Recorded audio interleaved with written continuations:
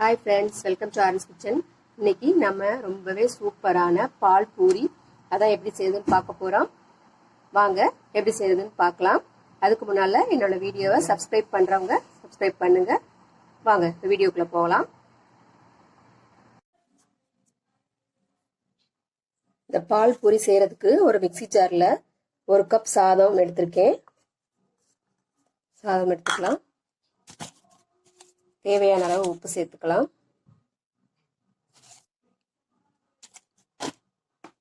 இதில் 1 கப் பாலில் 1/2 கப் பால் மட்டும் சேர்த்து நல்லா நைஸாக அரைச்சிக்கலாம். இதை நல்லா நைஸாக அரைச்சிட்டு வந்துடலாம்.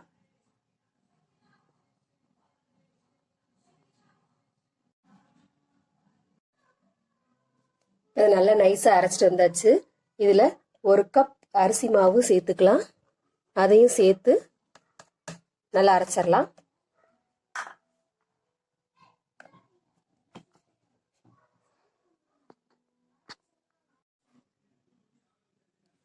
அரிசி மாவையும் சேர்த்து அரைச்சு இந்த மாதிரி பாத்திரத்துக்கு மாற்றிருக்கேன். இதில் கொஞ்சம் பாலை தெளித்து நல்லா பிசைஞ்சுக்கலாம்.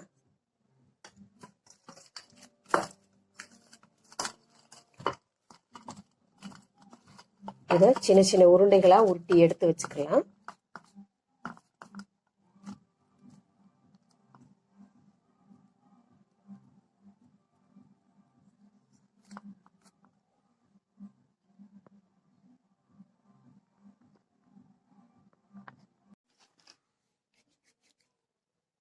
கையில் இந்த மாதிரி எண்ணெய் தடவிக்கிட்டு சின்ன சின்ன உருண்டையாக உருட்டி எடுத்து வச்சுக்கலாம்.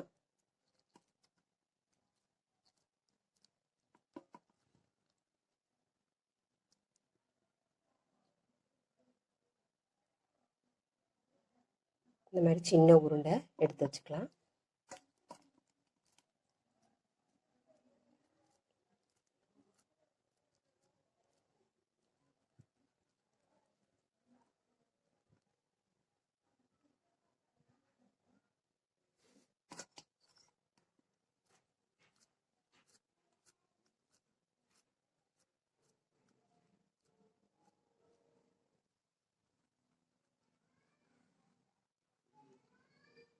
இது போல உருண்டைகளாக உருட்டி எடுத்து வச்சுக்குவோம். எல்லாத்தையும்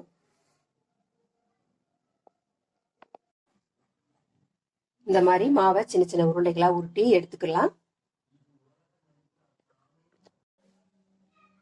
இப்போ ஒரு பால் பேப்பர் எடுத்து எண்ணெய் தடவி வச்சிருக்கேன். அதில் நடுவில் இந்த உருண்டையை வச்சிடலாம். இந்த மாதிரி மடக்கி ஒரு கிண்ணம், இந்த மாதிரி ஃப்ளாட்டான கிண்ணத்தை வச்சு இதை அப்படியே ப்ரெஸ் பண்ணுவோம்.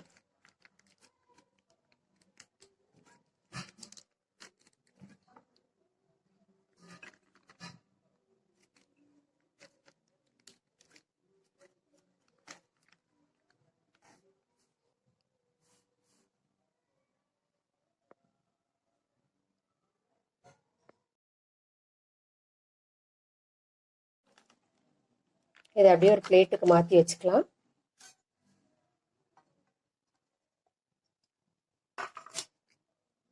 அதே மாதிரி இன்னொரு உருண்டையை வச்சு ப்ரெஸ் பண்ணிக்கலாம்.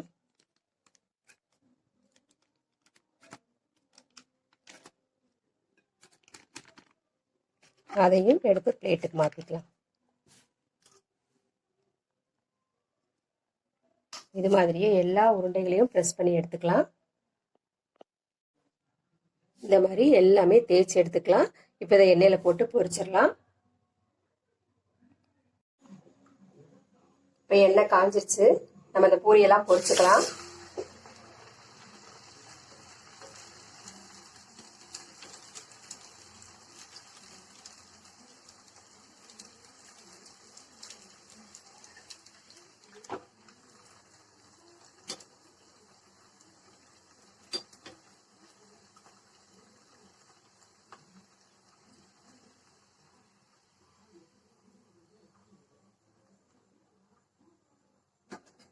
அதே மாதிரி இன்னொரு பொரி போடுவோம்.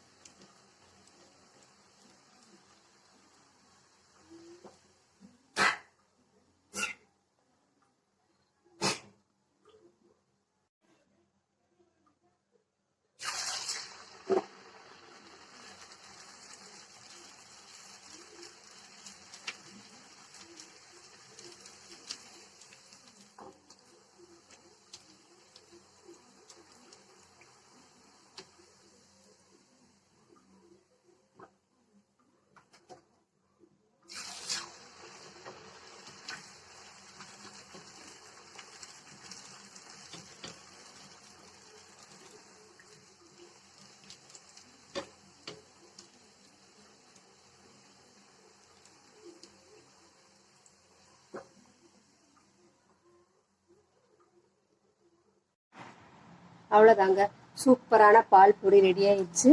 ரொம்பவே சாஃப்டாக பாருங்க, ரொம்ப சாஃப்டாக, ரொம்பவும் டேஸ்ட்டாக. நம்ம இது கூட தக்காளி சட்னி, தேங்காய் சட்னி, இல்லை சாம்பார் எது வேணாலும் தொட்டு சாப்பிட்லாங்க. வீடியோ பிடிச்சிருந்துச்சுன்னா லைக் பண்ணுங்கள், கமெண்ட் பண்ணுங்கள் அண்ட் சப்ஸ்கிரைப் பண்ணுங்கள். தேங்க்யூ.